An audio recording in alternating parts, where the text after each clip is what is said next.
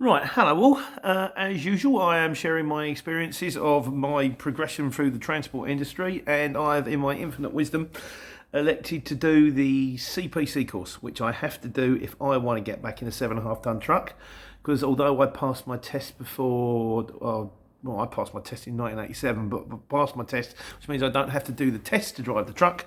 I still have to have a CPC, Certificate of Professional Competence, to get in the truck to be legal. So that means 35 hours worth of training, 5 7 hour courses, all different ones.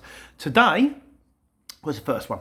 So we'd done it on the line thing. I sort out Zoom, which was interesting because you bear in mind the fact that kids understand it. And first of all, I couldn't make the link work. Then I tried it with a computer, but the computer's old and the computer went sideways. So then I've done it with a phone. Then I thought I'd do it with the iPad because the kids' iPad, because that's bigger. But then of course, because the iPad, you can't plug the headphones in and charge at the same time. It's going to go flat. So we ended up on the phone, but I've got the hang of it. I've gone with this firm. I think I've done a better result. I think, because no one wants to do, well, given the choice of going on a course for the next 5 days or driving the van and earning some money for the next 5 days, I would go with the latter.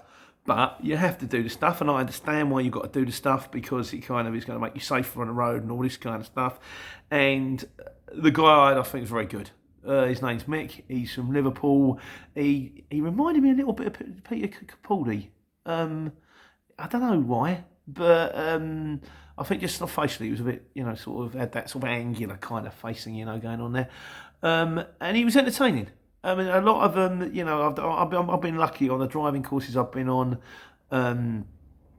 They've all been pretty good, and you heard some of these horror stories about people that sit and read from slides and stuff like that. No, the guy was animated. All the other blokes on the course, all decent fellas, all just normal blokes, standard geezers.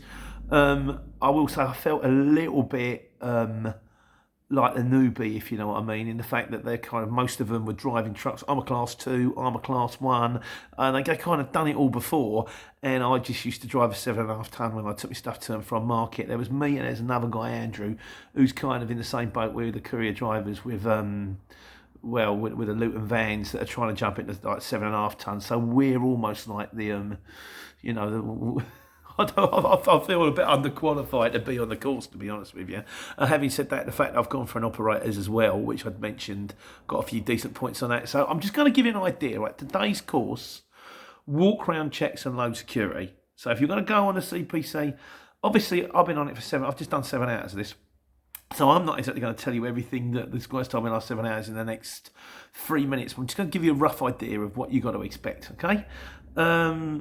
There's stuff about walk round checks, how to go around the motor, check out, what to check, what to look for, all that kind of stuff. What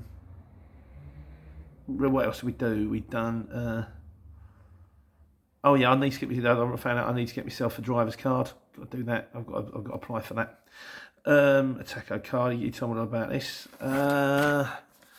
What else should we do? The stuff about where to look for the stuff, in fact, manuals and stuff like that. The big word, to be honest with you, but the whole thing was about compliance.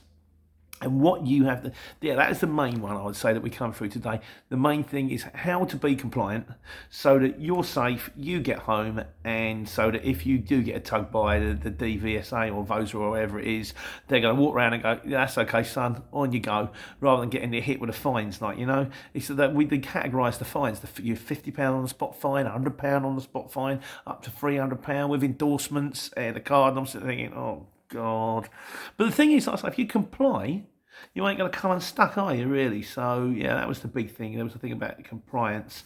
Things to check, we went through what to check, your brakes, your horn, your steerings, your body work, to make sure things aren't falling off, oil leaks, all that kind of stuff, windscreen obstruction, all that kind of stuff. Then we went through sat nav positioning. Don't put your sat nav in the window, they'll have you for that. Certain things kind of use. I mean, I've always got mine set on the dash anyway, so on the below the window anyway. So, but I will see these guys, your curtains, all this stuff, stickers in the window, get rid of all of them. To make sure that you did your walk around check before you go. The three main things the DVSA are looking for, they're looking at you, they're looking at your tyres, they're looking at your brakes, they're looking at your steering.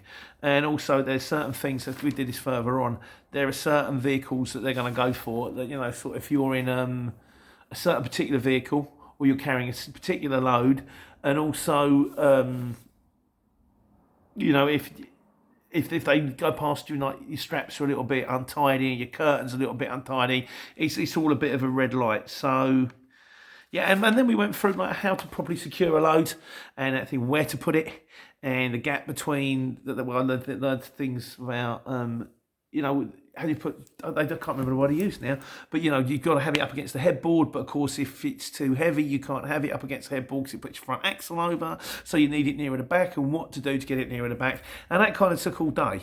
So, you know, this is day one of 5 days, and today was, oh good God, walk around, check some load security. I don't know what I've got tomorrow.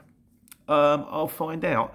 But yeah, this is it. I'm kind of counting on one at a time. In the meantime, at some stage, I've got to have a look to the operators to see. I've got to get oh, you know what? It's more tiring watching the phone for 7 hours than it is driving around in a Luton. Yeah, I've got to get the advert out of the paper, send that one off, check that Daniel's done the transport manager thing. But it is all just work in progress. In the meantime, I hope you guys aren't sitting in front of a TV or sitting in front of a telephone. I hope what you're doing is you're out there and you're driving and you're loading and you're delivering and you're taking care and taking money. Do another one tomorrow. Cheers, guys.